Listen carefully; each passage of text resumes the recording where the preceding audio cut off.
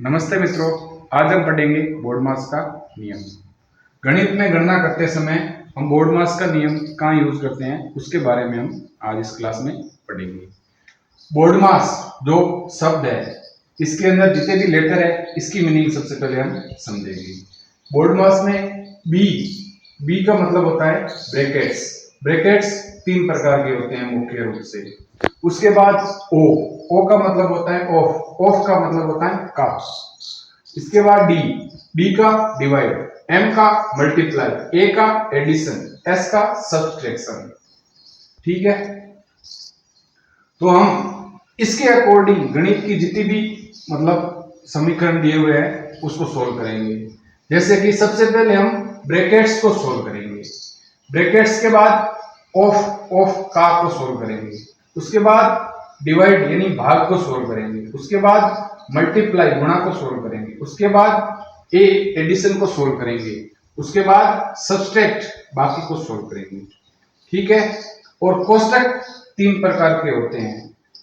सबसे पहला छोटा कोष्टक, उसके बाद मझला कोष्टक, उसके बाद बड़ा कोष्टक, और एक होती है रेखा बंधनी जिसे बार भी कहते हैं। यह भी एक प्रकार का कोष्टक ही है जो इन सारे कोष्टकों से पहले सोल्व होगा।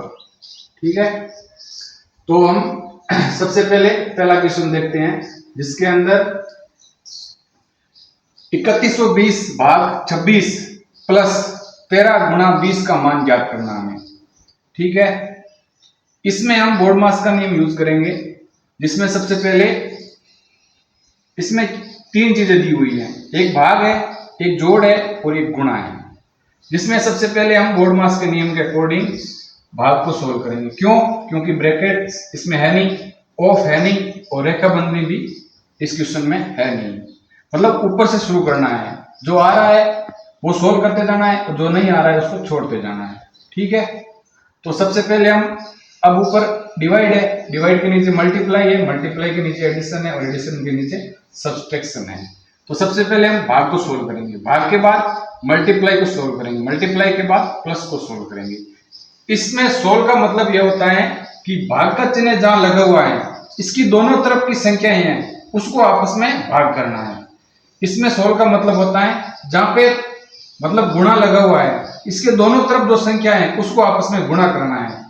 ये चीजें पहले करनी है, बाद में इनको जोड़ना है। अगर हम पहले इसको जोड़ देंगे और उसके बाद इससे गुणा कर लेंगे तो ये संख्या गलत हो जाएगी, इसलिए ये बोर्ड मास का नियम बनाया गया है। अब हम सबसे पहले 3120 भाग 26 को सोल्व करेंगे। ठीक है, ये 3120 भाग 26 सोल्व करने के बाद हमें प्राप्त हो गया 120। उसके बाद हम सोल्व करेंगे 13 गुणा 20, 13 गुणा 20 260 होते हैं। पहले भाग सोल्व कर लिया, उसके बाद गुणा सोल्व कर लिया, फिर इन दोनों को आपस में जोड़ देंगे, तब उत्तर प्राप्त होगा हमें 380।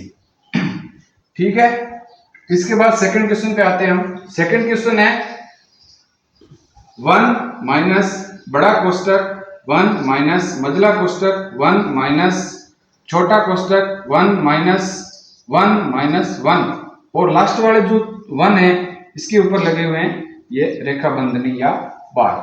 बाद में सारे कोष्टक बंद हो रहे हैं। यहाँ पे जहां पे रेखा बंधनी लगी हुई है इस एक और इस एक के ऊपर, सबसे पहले जितनी भी मतलब पूरी क्वेश्चन में सबसे पहले जहां पे रेखा बंधनी दिख रही है उसको सोल्व करेंगे।